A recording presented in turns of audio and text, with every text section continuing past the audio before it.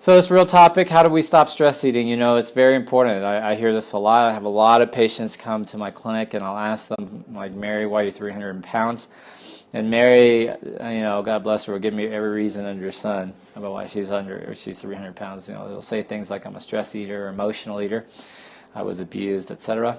And the question always follows up for me. Is, well, have you ever asked yourself this question? When will you ever be without stress? And the answer is never.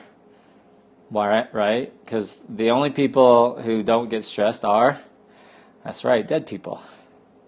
So stress is a sign that you're alive. And actually, they've done animal studies with mice that show two groups of mice. One group of mice were put in a nice controlled environment and given a lot of water and food, and another group were slightly stressed on alternating times.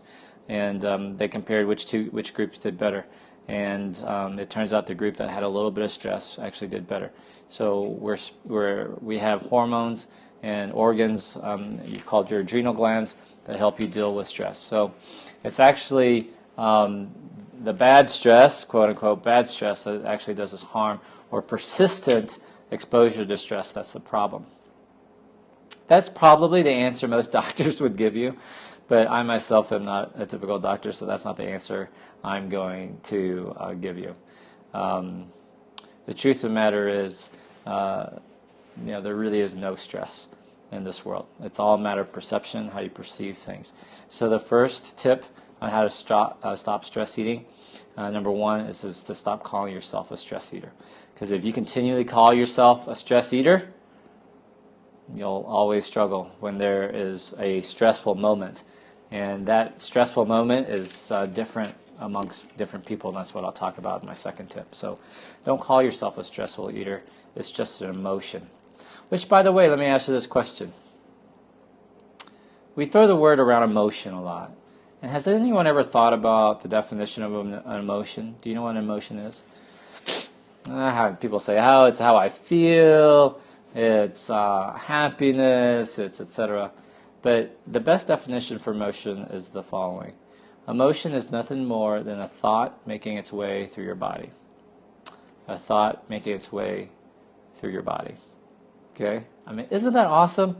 When I can break things down so simply for you and you think about it, I mean, that's got to be a lot of hearts, right? Like, you have to say, wow, I never thought about that. An emotion is nothing more than a thought making its way through your body. So stress is nothing more than emotion making its a thought making its way through your body. So don't call yourself a stress eater, because that's not helpful, right? And if you think about it, you feel stressed only because you can't handle a situation, right?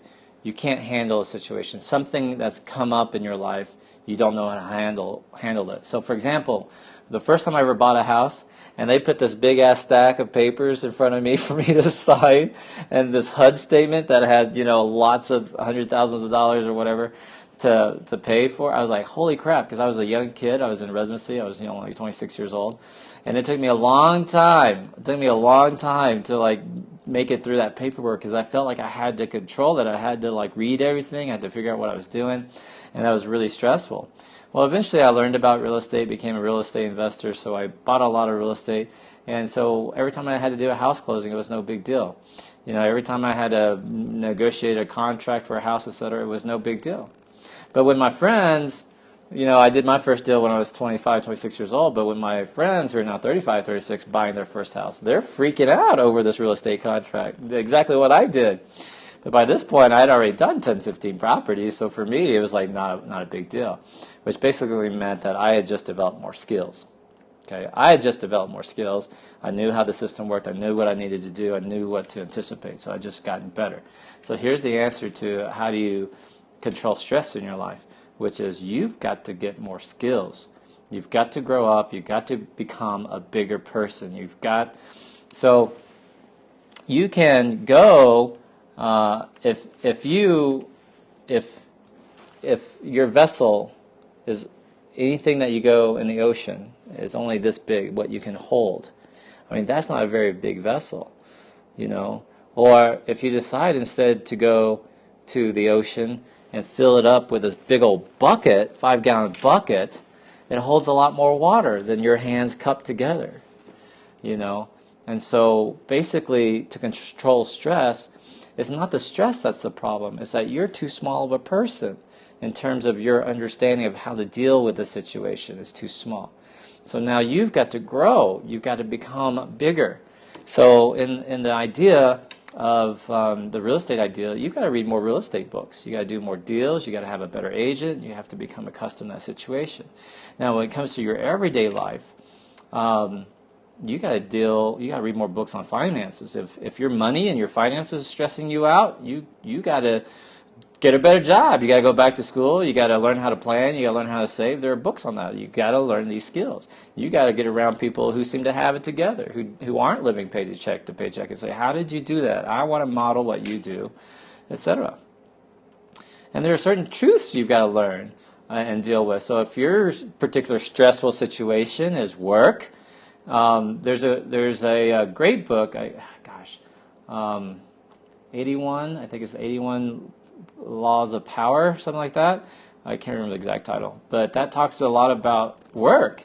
Now you have to understand that there's a hierarchy of things, how things go at work, that people have, your bosses have people to answer to. If they're asking you to do something, hopefully it's because they have a boss that they need to answer to, and they have other things that you don't know about, you know. So that means you got to learn these new skills. That's all. You have to learn how, and it's not playing the game, it's just understanding how the world works, you know. And if you're a stressful eater because someone got sick, your mother got sick, or your father got sick, or your father's in the hospital, well, guess what? People get sick. Grandmothers die. You know, these things happen. And you're stressing out about it and worrying about it will not change it. It will not reverse the heart attack. It will not undo the diagnosis of cancer. As harsh as this sounds, it's just a reality.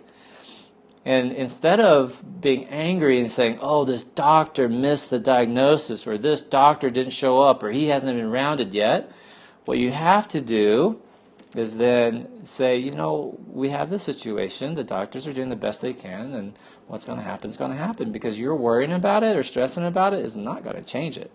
You can worry about it as much as you want, it's not going to change. So which takes me to something I learned from Wayne Dyer, who, if you don't know Wayne Dyer, you need to look him up, D-Y-E-R. He recently passed away, rest in peace. But I was listening to a talk from him, and he taught me something that was really amazing.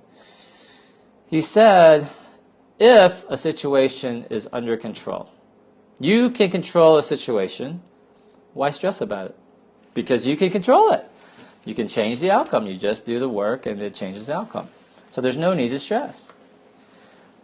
If you can't control a situation, then why stress?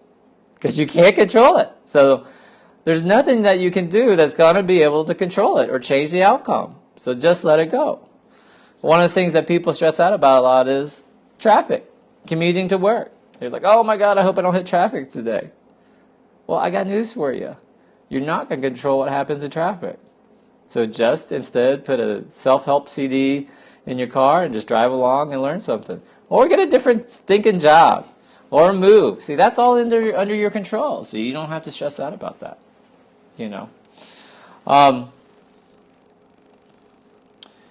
The third tip is you got to ask yourself this question. Why, when I feel stressed, because I understand it, you know, we all have situations and times, we have occurrences where we just can't handle things, or we've encountered something that we're not used to or we've never had to deal with before. So you're going to feel this rush of emotion or stress or this thought making its way through your body, and you have to figure, well, what do I do now? The real question is you got to ask yourself, why, when I feel stressed, do I feel the need to eat crap? Right? Because no one ever stresses out and then goes and has a big-ass salad, right? No one ever stresses out, including myself, and goes and has, you know, something good for them. A lot of times when people get stressed, they feel the need to go have junk food, ice cream, chips, something to chew on, something to crunch on. I just got, you know. And the question is, why? Why is that? Why do you feel that need? And the answer is, it's just what you've always done. It's just a habit. Because people can form a different habit. Is it not true? Aren't there people out there that when they feel stressed, they go for a run? When they feel stressed, they go to the gym. When I feel stressed, I stop eating. It seems weird, but I will drop weight. My first year here in Albuquerque, it was tough. I won't lie. My first 6 months was tough. And I lost 10 pounds. And from patients who know me, I don't weigh very much. So I'm not a very big guy. So my weight went from about 138 down to about 125. Man, I was not looking good. But that's how I deal with my stress, because I don't want to waste my time eating. I want to focus on the problem and fix it. And I had a lot of things to do, and that's what I chose to do. But that's how I deal with my stress. So the truth of the matter is you don't have to eat. So that's tip number 3.